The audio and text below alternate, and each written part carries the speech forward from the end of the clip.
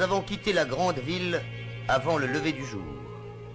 Notre route nous conduit à travers les méandres d'une vallée tranquille. Les dernières étoiles se sont effacées. Nous approchons. Un village entre mille autres, encore endormi dans la douceur de l'aube. Sur son sommeil, la nuit a été plus claire qu'elle ne l'est sur la Beauce ou la Normandie. Les étoiles plus lumineuses, mais l'aube où il va s'éveiller est toute semblable à l'aube française. Ce village a un beau nom, il s'appelle Einbessen. Cela veut dire la source du sourire. C'est un village d'Algérie. Ici le clocher chrétien, là le minaret de la mosquée musulmane. Les voix encore muettes de la cloche et du muezzin sembleront dans un instant se répondre. Les deux sentinelles de pierre ne veillent pas face à face, mais côte à côte.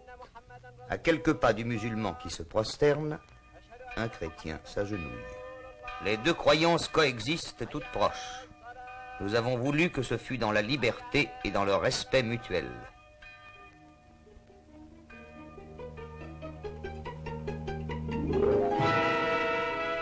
Il y a 2000 ans, quand cette terre était ramène, des chevaux pareils à ceux-ci quittaient déjà l'écurie à la même heure du matin pour le travail ou pour le pâturage.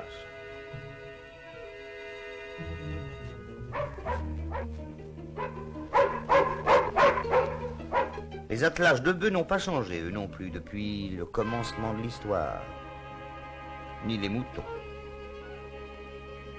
C'est le rythme immémorial et régulier de la vie rurale où la seule note nouvelle a été apportée par les modernes tracteurs. Les enfants goûtent ensemble une dernière minute de liberté au seuil de la même école, les fils des musulmans et les fils des Français de souche.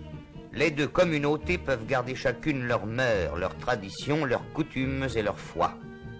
Elles mêlent ici leurs fils, elles apprennent à parler la même langue, les mêmes connaissances leur sont dispensées, et leurs regards sont invités à se fixer dans la même direction. Ces enfants découvrent ensemble le monde d'aujourd'hui, ils feront ensemble celui de demain. Les métiers musulmans ont gardé la couleur pittoresque de l'artisanat médiéval. Le rétameur, le boulanger, le tailleur,